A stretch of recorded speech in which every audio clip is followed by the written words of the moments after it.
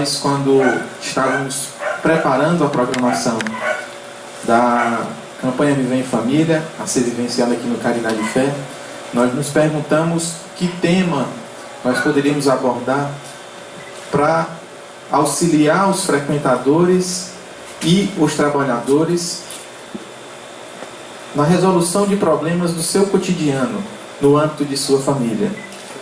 E basta olhar para o lado que nós nos deparamos com a problemática da droga, da drogadição. Ao sair do centro espírita, às vezes na primeira esquina, a gente se depara com alguém que é usuário de drogas. A gente se depara com uma família que está enfrentando o problema de ter um de seus entes envolvidos com a droga, envolvidos com o álcool, envolvidos com os vícios que dificultam a caminhada evolutiva do ser humano. Então, nós trazemos hoje para o nosso diálogo a problemática da droga, sendo exposta pela professora Rosalane Duarte, uma das nossas expositoras mais requisitadas, a sua facilidade de dialogar sobre os assuntos, para nos falar da teoria e o que o Espiritismo pode nos ajudar para combater a problemática da droga em nossas famílias. Mas trazemos também a dona Joana Bandeira para tratar da questão prática. Dona Joana Bandeira vivenciou o problema da drogadição dentro de sua família e vai, na noite de hoje, dar alguns relatos de como ela vivenciou, enfrentou e superou esse problema. E eu gostaria de iniciar o diálogo pedindo para a professora Rosalane que faça uma breve exposição sobre a problemática da droga, o drogado e sua família. Por favor, professora.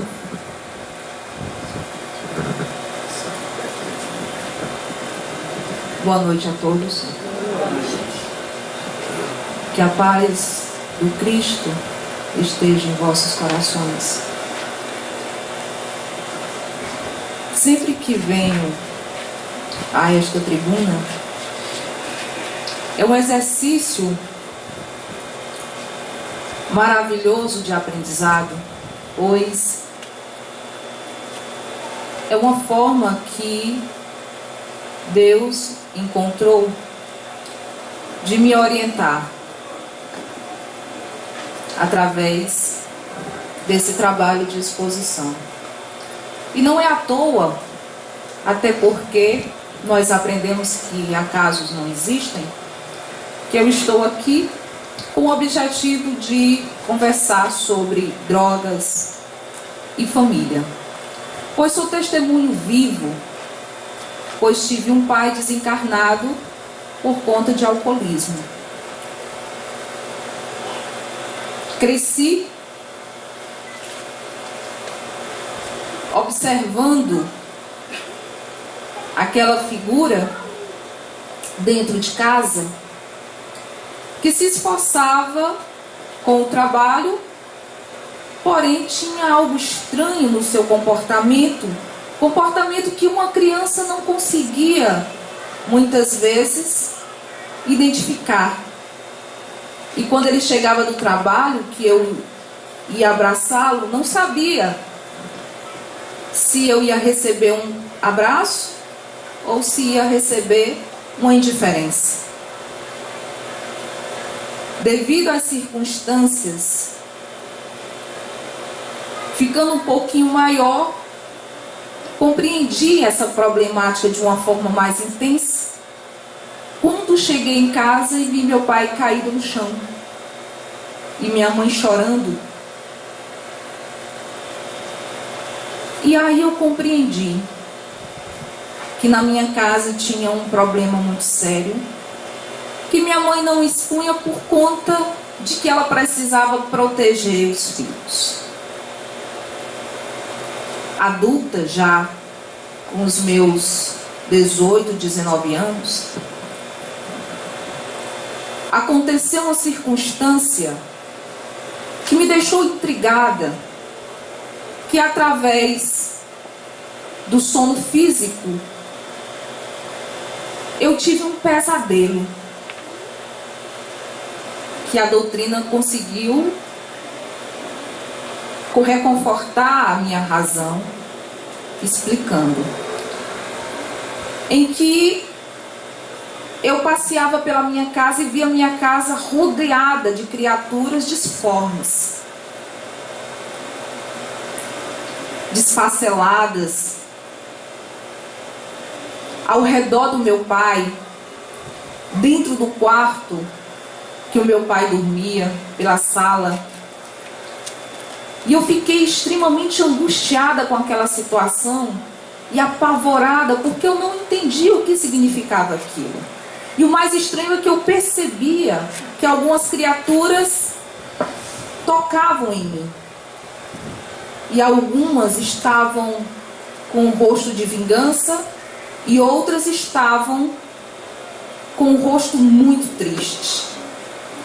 Logo em seguida eu tive a bênção de chegar até a doutrina espírita.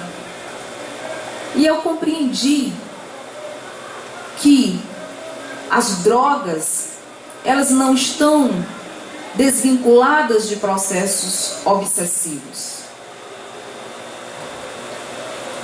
O processo de drogadição parte do sujeito, mas as entidades, elas conectam como uma luva se conecta na mão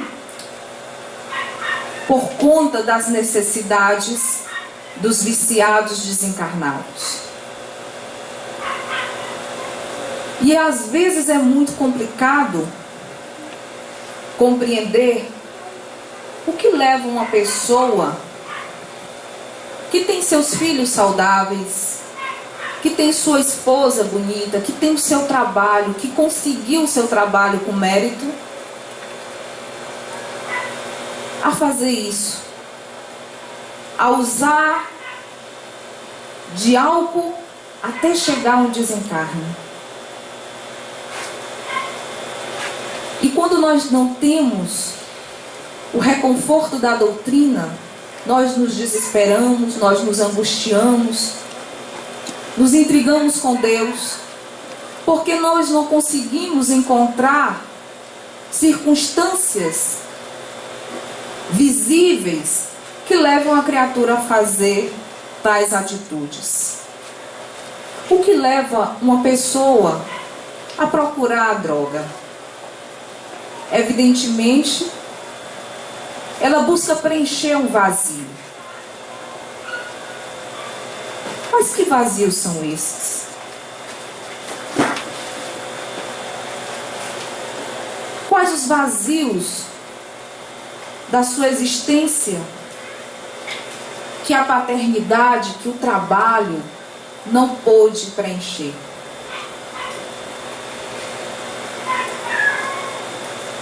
Sabemos que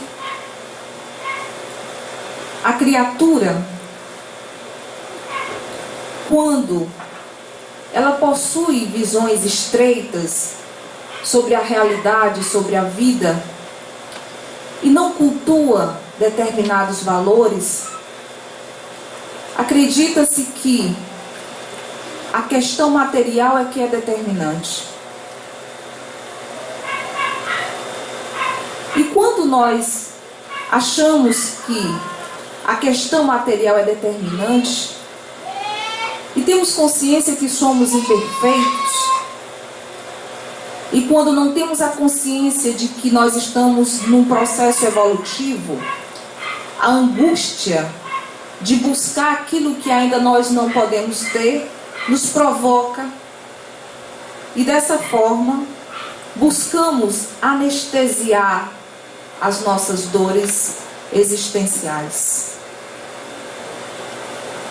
Esses pseudos analgésicos nos possibilita uma verdadeira caminhada, a angústia, a derrota, a baixa estima, a depressão, chegando assim a consequências desastrosas.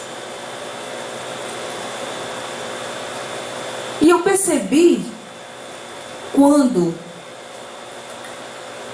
eu comecei a frequentar a doutrina espírita por conta de uma indicação de uma colega que me falou que tinha um centro, eu não hesitei. Eu fui ao centro e, como estava acontecendo determinadas circunstâncias, o centro ele estava fechado e eu não pude naquele dia entrar.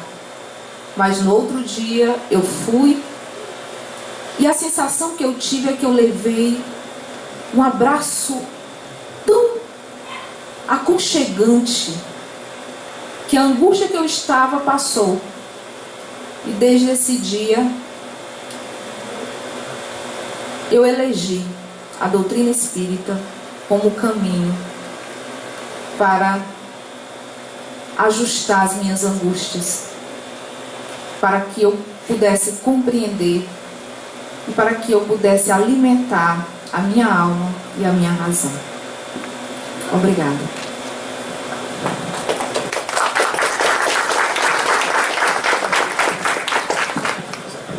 É impressionante. A professora Roselane consegue sintetizar muita coisa e nos ajudar a compreender esse processo da drogadição como um anestésico. Mas eu queria ouvir da dona Joana, como foi que a senhora, mãe de uma pessoa que se envolveu com as drogas, como foi que a senhora começou a perceber que alguma coisa estava mudando e como a senhora recebeu essa notícia? Boa noite.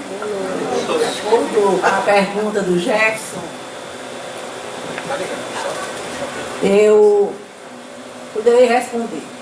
José, vocês todos conheceram aqui no centro, ele muito jovem, muito cedo, ele começou um comportamento diferente dos outros irmãos. Embora com as mesmas, criado da mesma forma, mas sempre fazia as coisas de forma diferente. Mas aquilo foi passando porque ele fazia, mas dentro de casa ele era uma pessoa muito dócil. Ele não se zangava e sempre cedia aquilo que era dele, ele cedia aos outros. Muitas vezes o que ele mais gostava.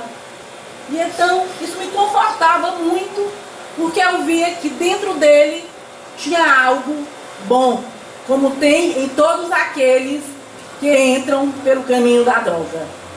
Porque toda pessoa tem um lado bom, um lado maravilhoso. Mas o tempo foi passando, José não quis estudar, fez o curso ginasial, como se diz, praticamente empurrado.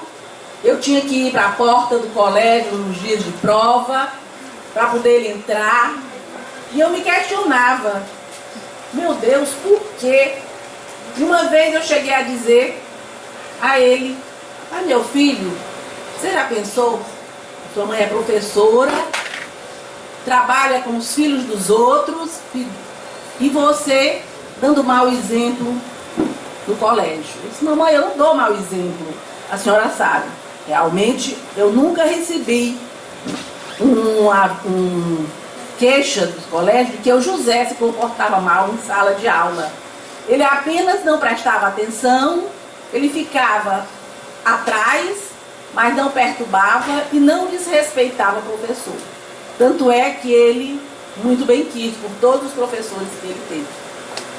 E eu disse a ele que eu ficava com vergonha, porque como era ele na escola, eu falava, mamãe, não se envergonhe não, porque a senhora é a senhora e eu sou o José, eu sou assim e vou levar desse jeito. O tempo foi correndo e José foi levando a vida, sempre procurava estar mais com os colegas do que com a gente. Mas esses colegas, ele levava à minha casa. E eu recebia Nunca deixei de receber nenhum. Meninos bons, que ainda hoje estão aí na cidade, camuflados, eu sei, mas que não fizeram como ele, que com o aparecimento do crack, foi que José veio realmente se tornar uma pessoa difícil. Difícil porque ele fazia mal para ele mesmo. Ele não fazia para ninguém. O mal era para ele mesmo. Mas eu nunca deixei de dar apoio.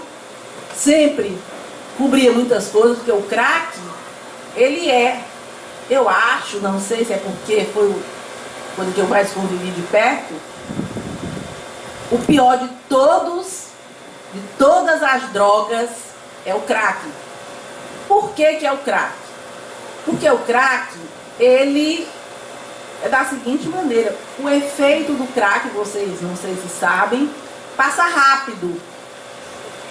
A maconha, que era o que ele usava, ele dizia mesmo que usava, me contava, eu fumo, mamãe. E muitas vezes eu encontrei, porque eu vasculhava tudo dele. E jogava, quando eu encontrava um cigarro, eu chamava e dizia, olha aqui o que eu encontrei. E eu dava descarga, pegava, virava e dava a descarga. Também ele não dizia nada. E nesse período de maconha, ele não fez o que ele fez no período do crack. O crack, ele levou José a contrair dívidas. Ele trabalhava, ele era funcionário, era agente comunitário de saúde. E tudo que ele ganhava, que ele recebia, ele gastava numa noite. Por quê? Isso ele nunca chegou a conversar comigo do crack, ele nunca conversou. Mas eu comecei a ler e eu comecei a ver que o crack, você vai consumindo, você usa uma pedra e uma não lhe satisfaz, e mais uma, e mais uma, e mais uma, embora que ele seja um produto ainda mais barato, a droga ainda das mais baratas, mas por esse motivo é que ele é a pior, porque você fica naquela ansiedade e a noite toda. Então, a maconha lhe dá fome, o crack ela lhe tira a fome, ela lhe tira tudo que você tem com você próprio, o seu amor próprio, o crack destrói. E eu vivi isso, mas eu não reclamava, apenas eu tinha uma coisa. Eu não podia ver as pessoas conversando e olharem para Joana, e eu imediatamente achava que o assunto era o José. E aquilo me deixava, às vezes, muito magoada. E via também o desdém com que as pessoas tratavam a ele. Muitas vezes apenas aturavam, mas por minha causa ou pela minha família, mas que o desejo era escorraçá-lo. E isso eu observava. Quero dizer sobre isso. Então, essa é a droga do crack. É o mal que ela faz, ela destrói. Mas vamos ouvir o que o Gerson tem para poder concluir a respeito do crack. Nós ainda vamos voltar ao segundo momento, né? A senhora falou do primeiro, mas a senhora citou na sua fala uma coisa importante quando tocou na criação que você deu aos seus filhos, né? A senhora tem 3 filhos e ela disse que deu a mesma criação e infelizmente o nosso José caiu em tentação. Como a doutrina espírita explica essa questão? Os filhos receberam o mesmo tratamento, a mesma educação, estudaram na mesma escola, tiveram as mesmas oportunidades. Você até já citou na sua fala, mas eu queria reforçar isso. Qual é a explicação da doutrina espírita para esse fato de pessoas escolherem caminhos diferentes? A doutrina espírita explica que todos nós fomos criados por Deus simples e ignorantes. Todos nós fomos criados iguais, porém, todos nós fomos dotados do livre-arbítrio. O que significa o livre-arbítrio? O livre-arbítrio significa a capacidade de fazer as escolhas, a vontade. Então a largada foi a mesma para todos. Porém, uns tiveram vontade de ficar um pouquinho na largada, outros tiveram vontade de correr, outros tiveram vontade de caminhar, outros tiveram vontade de pular, outros tiveram vontade de recuar. Apesar de que, segundo a doutrina espírita, o espírito nunca retrocede. Ele pode estacionar, mas retroceder não. Então, quando nós recebemos um filho, esse filho ele já tem toda uma história de vida marcada no seu gene astral, no seu perispírito, que a psicologia chama de subconsciente. Então, nós temos filhos diferentes, com experiências diferentes, com idades diferentes. Eu estou falando de idade não da idade física, mas de idade espiritual.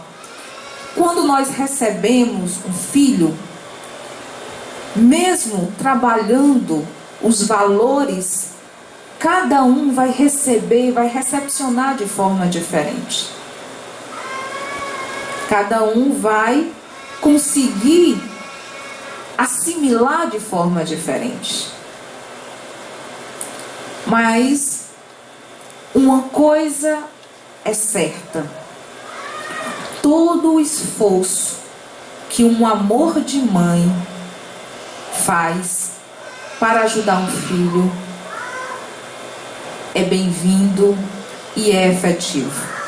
Chico Xavier falava sempre que todas as vezes que uma mãe faz uma prece para o filho, ela arromba as portas do céu. E nessa circunstância o Espiritismo, ele nos permite mais uma vez a compreensão de que aqueles filhos que recebemos, eles já possuem a sua história e as nossas orientações, elas são necessárias porque são sementes que nós colocamos e com certeza um dia essa semente ela frutifica. Dona Joana, como a casa espírita lhe ajudou a lidar com essa problemática?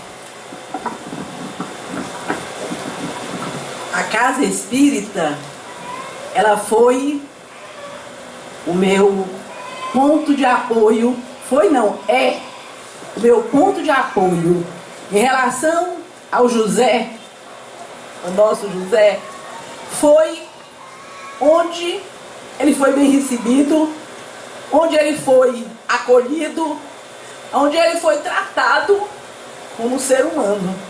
Porque infelizmente o mundo é muito ingrato com as pessoas envolvidas na droga. E eles machucam. O mundo lá fora machuca, muitas vezes, até a própria família. Porque acham que a criatura não é um doente. Mas é um doente aquele que... E então a casa espírita não, ela acolhe. E através do amor, da fraternidade, o amor realmente, o amor, aquele amor que Jesus pede, que a gente ame esse amor. Eu encontrei para o José e para mim, principalmente para ele, dentro da casa espírita. E eu sei que ele se sentia muito bem muito acolhido, e isso ajudou muito os seus últimos dias aqui na Terra. Foi a doutrina espírita, aquela em que, por isso digo a vocês, se tem filho lá fora, na droga, venham para a casa espírita. É aqui que nós encontramos o apoio, o conforto, e a pessoa drogado, aquele que usa droga, que lá fora ele é, como se diz, ele é enxotado. Aqui dentro ele encontra o apoio, o amor. E José encontrou aqui. Então a espiritualidade, ela foi o ponto de apoio. Tenho certeza que os últimos dias, os últimos 2 anos que ele passou de convivência aqui dentro da casa espírita, lhe auxiliaram bastante. E foi onde ele encontrou melhor apoio. Não existem palavras. E eu tenho certeza que através da doutrina espírita o conforto veio para a mãe, para a família toda. É aqui dentro que nós encontramos esse apoio. Então, a respeito da doutrina espírita, na transformação, na mudança da droga, é importantíssimo. E eu volto ao que a professora Rosilane disse, e depois que eu passei a conhecer a doutrina, que comecei a estudar, os nossos filhos, os nossos parentes, nós todos já trazemos a nossa história de vida. Não adianta as pessoas dizerem que alguém não soube criar. Não existe isso de que pai, mãe não soube criar quando se fala a respeito da droga, que é o que nós escutamos. Nós já trazemos a nossa história. Então apenas as coisas vão acontecendo, vão se desenvolvendo, e a gente que estuda, que pratica, que procura praticar a doutrina, vê que realmente é verdade. Sobre a prática, eu vou fazer uma pergunta à senhora. Eu soube outro dia que a senhora fazia evangelho no lar para o José e para outras criaturas que estavam e estão ainda envolvidos com a droga. Como é que a senhora fazia esse evangelho? Quantas vezes por semana? Olha, o evangelho, eu comecei a fazer o evangelho no dia 21 de julho de 2012. Evangelho espírita eu comecei a fazer muitas orações, mas o evangelho no lar eu comecei a fazer no dia 21 de julho de 2011, que foi a primeira vez que eu vim a esta casa. E desde esse dia que eu vim aqui, eu comecei a fazer o evangelho, não só pelo José, mas por muitos, e continuo fazendo. Eu tenho um amor muito grande por drogado. Não sei por quê. Talvez em vidas passadas eu tenha já vivido isso.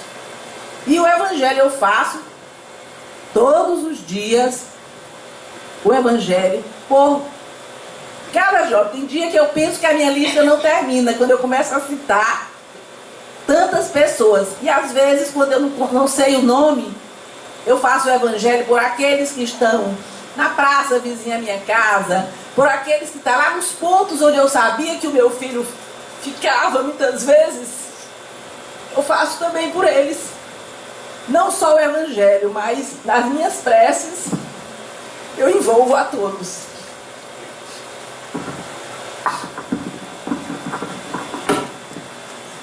Eu queria ouvir da Rosilane agora, efetivamente, como o trabalho espiritual que uma casa espírita, os espíritos superiores oferecem, ajudam no processo de afastamento do ser, o afastamento do indivíduo das drogas.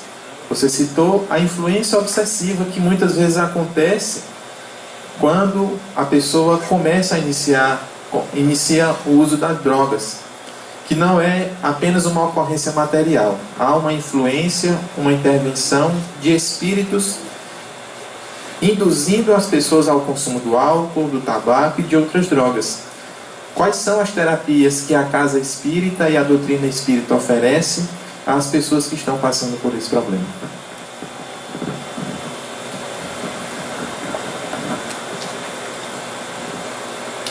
Todas as vezes que a criatura ela sente a necessidade do uso de determinadas drogas, faz-se o questionamento: por quê?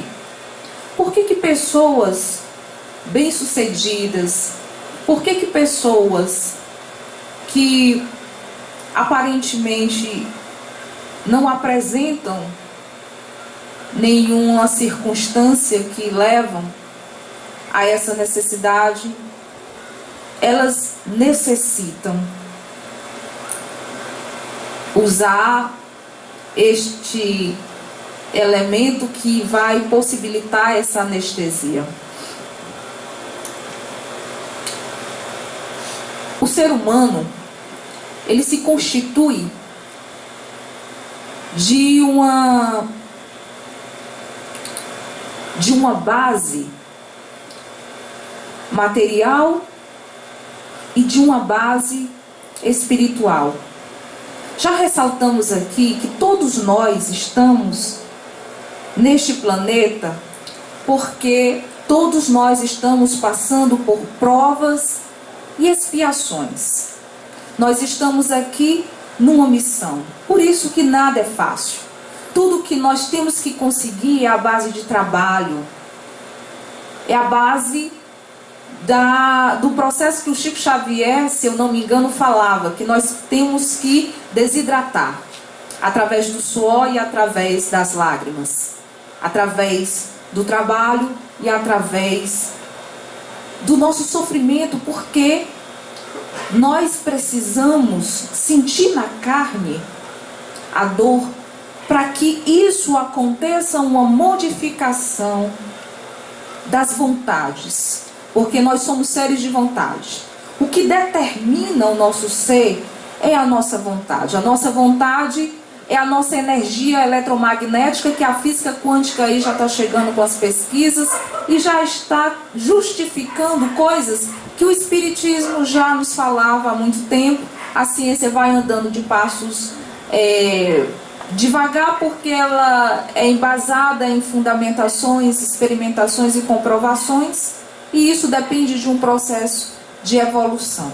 Mas a ciência já explica muitas coisas. Então, se nós somos energia eletromagnética e se o que determina o nosso ser é a nossa vontade, está aí a questão do livre-arbítrio, quando nós ainda temos determinados desejos que são remanescências,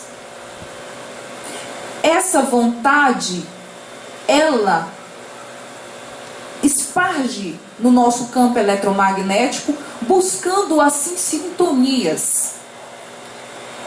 E a partir daí, quando esse desejo ele é acionado, é como uma pedra que se joga no lago, que vai fazendo aquela onda. Determinadas entidades, eles entram na frequência, eles entram na onda eletromagnética e vai conectando junto com o campo eletromagnético, e assim acontece o processo de obsessão. É a partir da nossa vontade, essa pequena vontade, que junto com a vontade do outro, vai acontecendo aí o processo obsessivo. É por isso que é muito difícil o tratamento com drogas, principalmente com álcool. Porque não depende apenas de uma circunstância única. Porque quando chega uma circunstância do vício, são outras vontades que estão ali determinando.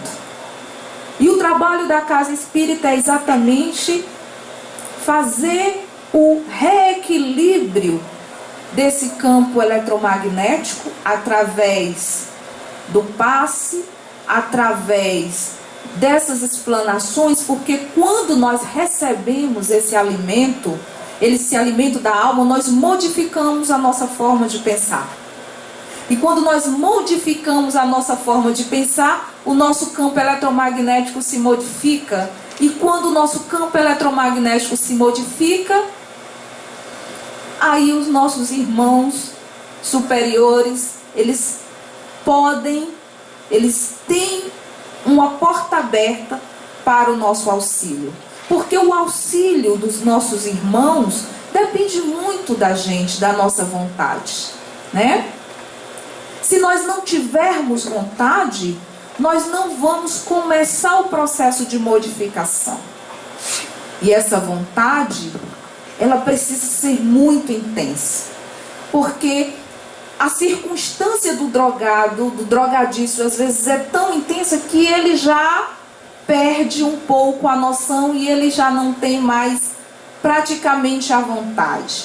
E aí entra o trabalho dos nossos irmãos espirituais com o passe, com a prece, com o esclarecimento, porque é todo um trabalho educativo.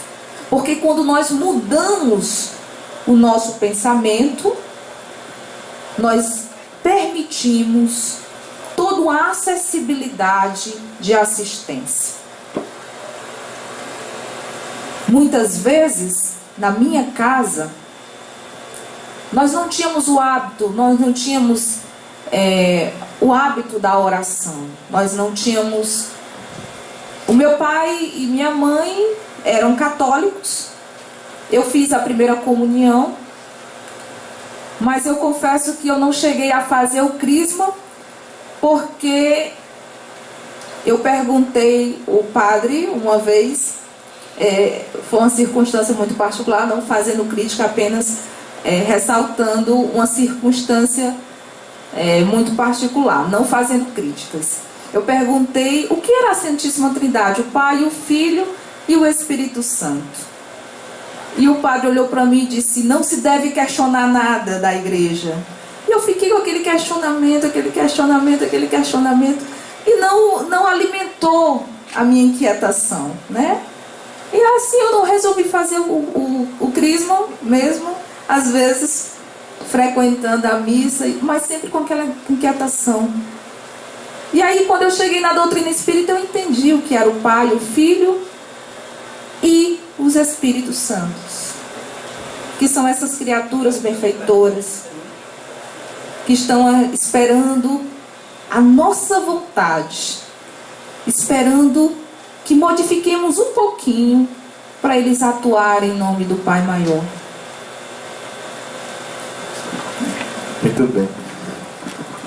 Sobre o que a professora Roselane relatou, algumas pessoas podem se perguntar: mas eu já adquiri consciência, eu busco modificar o meu pensamento, mas o problema não é comigo, o problema é com meu filho, o problema é com meu marido, com minha esposa, com minha sogra. Como fazer?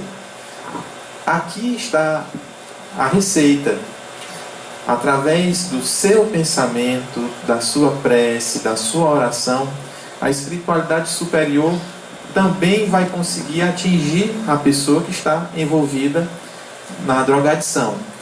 Não vai ser de uma forma mais efetiva como o próprio drogadiço, tendo a vontade de sair desse mundo, de sair do vício, mas a espiritualidade vai construindo uma ambiência necessária para trabalhar no drogadiço esse processo de autonomia da vontade, que muitas vezes a pessoa perde até mesmo a razão.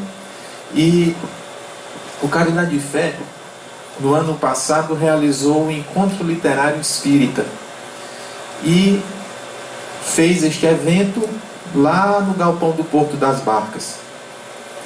E nós recebemos a informação espiritual, os mentores espirituais dessa casa nos esclareceram que aquele evento, uma feira de livros, para troca de livros, para aquisição de livros novos, onde estava sendo executada música clássica, chorinho, música erudita, estava servindo como ponto de apoio, como usina de forças mentais, de fluidos, para que os espíritos superiores pudessem fazer trabalhos espirituais em toda aquela região de Ilha Grande, ali no cais, no Porto das Barcas.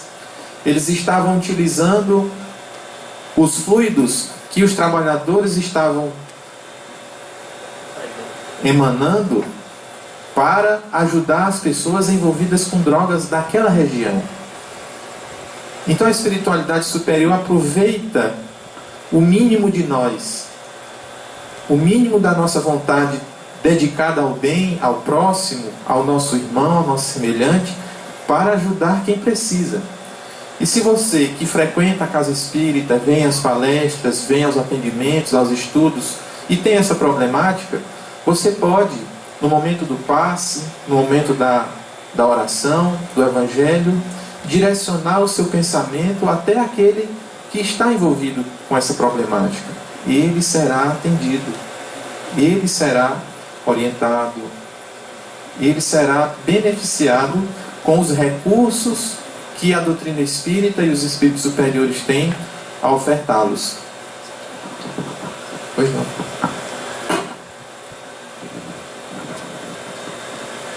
E aí vem uma pergunta que eu acredito que muitos devem fazer. Mas os espíritos superiores precisam das nossas energias? Por que não fazer esse trabalho sozinho? Os espíritos superiores, eles já ganharam dimensões que já perderam determinadas circunstâncias materiais. Então é necessário trabalhar os seres encarnados com elementos dos seres encarnados.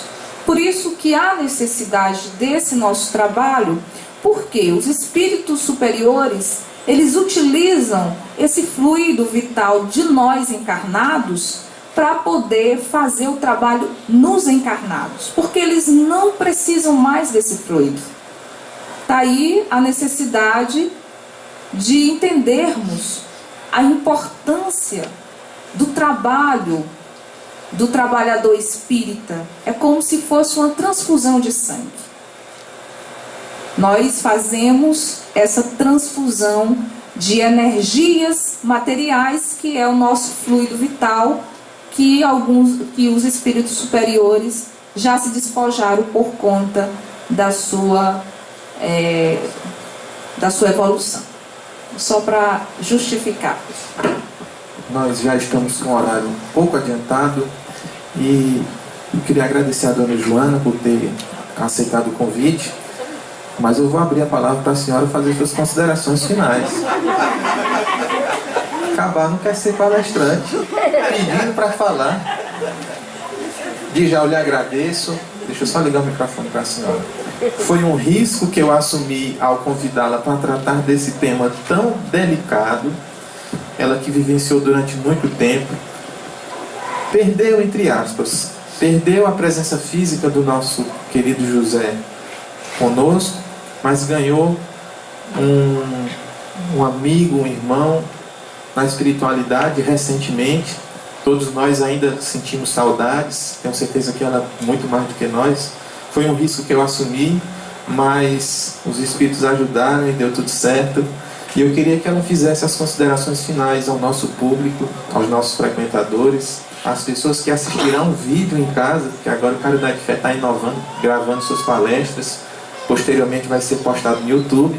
Então, queria que você deixasse a sua mensagem para aquelas pessoas, aquelas famílias que vivenciam o problema da droga, dando a eles o ânimo que a senhora encontrou para lutar e vencer essa dificuldade. Em primeiro lugar, voltando ao Evangelho.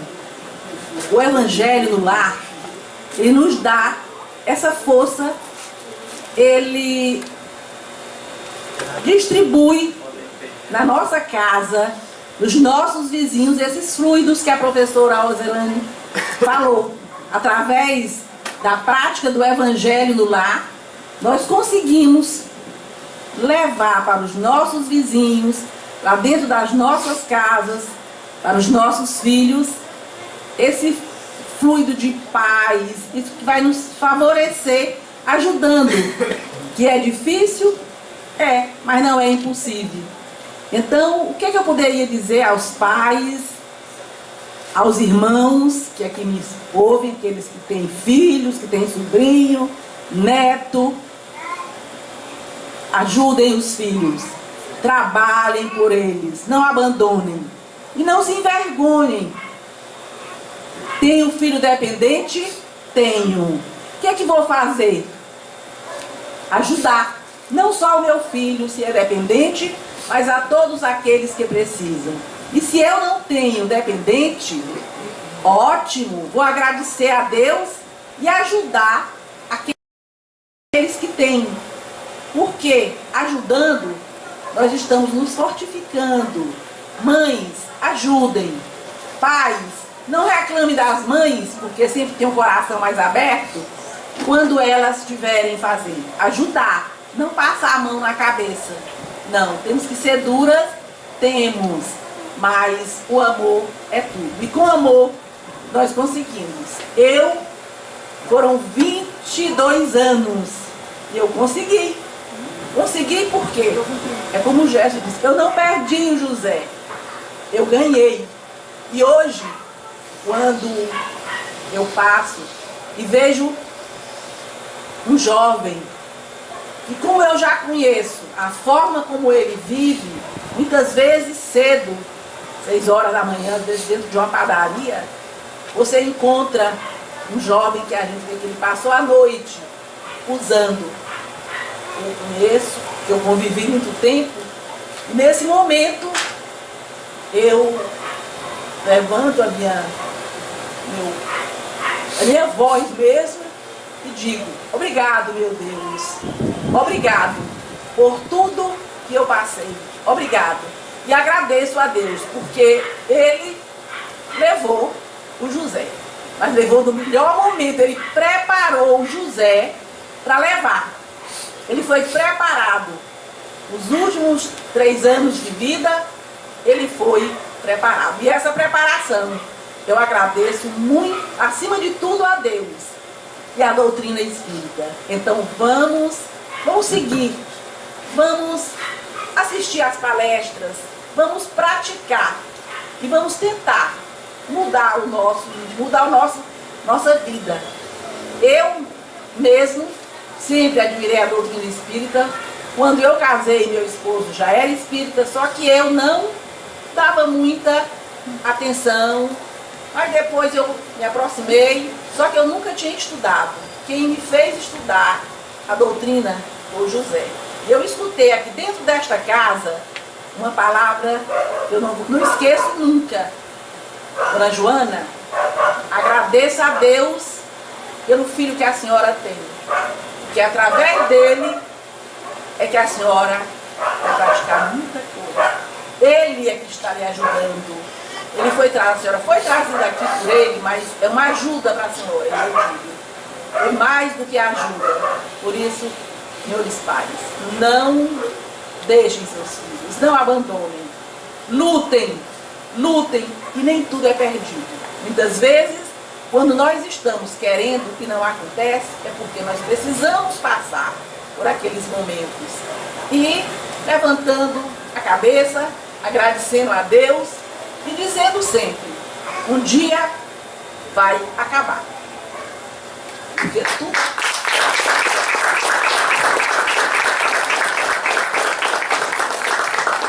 Professora Rosalane, suas considerações finais, por favor.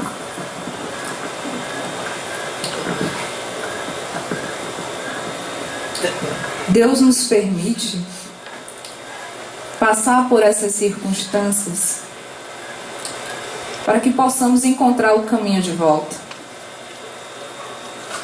Muitas vezes, o mal, ele é apenas o remédio. E é necessário que cultuemos os verdadeiros valores na nossa casa, que possamos mostrar aos nossos filhos o Cristo, falar sobre o Cristo, falar sobre o Evangelho do Cristo. Porque o problema hoje, ele se estende por conta dessa circunstância materialista, o problema da droga, ela se caracteriza por essa necessidade materialista. Nós temos necessidade de ter. Não, nós precisamos ser. Precisamos sermos melhores. Precisamos ter valores que nos possibilite compreender que mais importante do que ter o carro do ano, a casa, a beleza, o iPad, o iPhone, o não sei o que mais lá, é termos condições de sermos bons, temos condições de sermos honestos, temos condições de termos um caminho seguro que nos reconforte a nossa vida. E muitas vezes nós esquecemos disso. Nós cultuamos Mamon, esquecemos de Deus. E são tantas outras drogas, além do álcool, do cigarro. E hoje nós enfrentamos a droga do WhatsApp, a droga do computador, dos jogos. As crianças que estão completamente vivendo no mundo virtual, porque querem fugir do mundo real, e elas estão ficando completamente insensíveis, porque elas acham que as pessoas são aqueles personagens dos jogos, que se matar, não vão sentir dor. Essas circunstâncias, a droga da estética, de se manter nos padrões que uma mídia exige, tudo isso são anestésicos, tudo isso são cultos a Mamon. E nós precisamos encontrar o caminho do Cristo de Deus. Agradeço profundamente a oportunidade de estar aqui e que Deus proteja. Graças a Deus. Nós agradecemos a sua exposição de falar sobre esse tema tão complexo, delicado, né? E as minhas considerações finais acerca do tema, na verdade, é um convite a todos os presentes, a todos que vierem assistir ao vídeo do nosso diálogo, é que o Centro Espírita Caridade e Fé realiza um trabalho de assistência espiritual em parceria com a Fazenda Reviver. Uma equipe se desloca até a Fazenda Reviver, faz um evangelho no lar com os internos, aplica passes naqueles que desejam e dialogam para alimentar espiritualmente aqueles nossos irmãos que estão no processo de luta contra a drogadição. O convite fica feito a todos para que nós possamos dar um sentido especial à nossa vida, ajudar o nosso próximo, levar a nossa palavra amiga, o nosso conforto. Dona Joana falou que muitos deles se sentem marginalizados, e nós vamos lá devolver a eles o afeto, o carinho, o diálogo, fazer o trabalho de ressocialização, para que eles sintam que existem pessoas que acreditam neles, que acreditam na reabilitação deles. Sintam-se todos convidados a participar desse trabalho. Não é preciso ser espírita, nem trabalhador espírita, basta ter boa vontade, querer ajudar e participar. Vai ser bom para todo mundo, para você e para todos nós. Nós vamos fazer nossa prece de encerramento da nossa exposição, pois não? A direção da casa pede que nós convidemos a todos que participem do seminário no próximo dia 4 de junho, às 8 da manhã, não é isso? Das 8 da manhã ao meio-dia, seminário sobre doutrinação e prece na reunião mediúnica. Todos que quiserem, sentirem interesse, vontade de conhecer sobre esse tema, podem fazer sua inscrição na livraria. A inscrição é gratuita e acontecerá no dia 4. Vai ter como expositores, facilitadores, nosso irmão Assis Aguiar, a professora Neuma, este que vos fala, e o nosso nobre amigo Ayrton Alves. Tá? Próximo dia 4 de junho, aqueles que se interessarem pelo tema prece e doutrinação na reunião mediúnica, poderão fazer sua inscrição e comparecer para mais esclarecimentos. Nós faremos nossa prece de encerramento, avisando a todos que nós teremos em seguida o passe individual, aqui na cabine de passe, à direita de vocês. Entrarão a cabine de 4 em 4 pessoas. Pedimos a todos que permaneçam em silêncio antes de entrar na cabine e durante o momento do passe, em preces mentais, para se harmonizar com a espiritualidade superior e poder deixar o campo psíquico espiritual favorável ao recebimento do passe e dos eflutos salutares que a espiritualidade já está preparando para todos nós. Muito obrigado a todos. Nós faremos agora a nossa prece de encerramento. Amado Mestre Jesus, Deus, nosso Pai, que está em toda parte, que esteve e está e estará conosco sempre.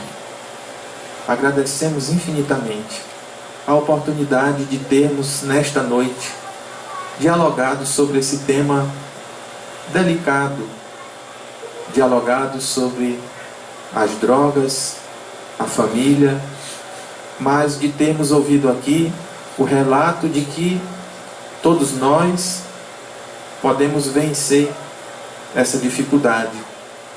Todos nós temos em nosso íntimo condições de transpor essa barreira.